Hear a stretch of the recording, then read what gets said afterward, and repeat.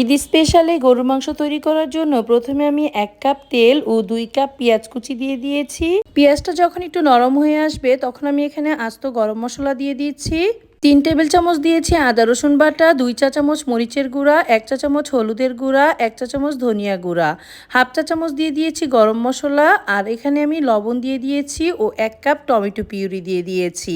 এখন আমি পরিমাণ মতো পানি দিয়ে মশলাটা কষিয়ে নেব। এখন আমি দিয়ে দিচ্ছি 2 কেজি গরুর মাংস। মশলার সাথে নেড়েচেড়ে মিশিয়ে ঢাকনা দিয়ে ঢেকে রাখবো 20 মিনিটের জন্য।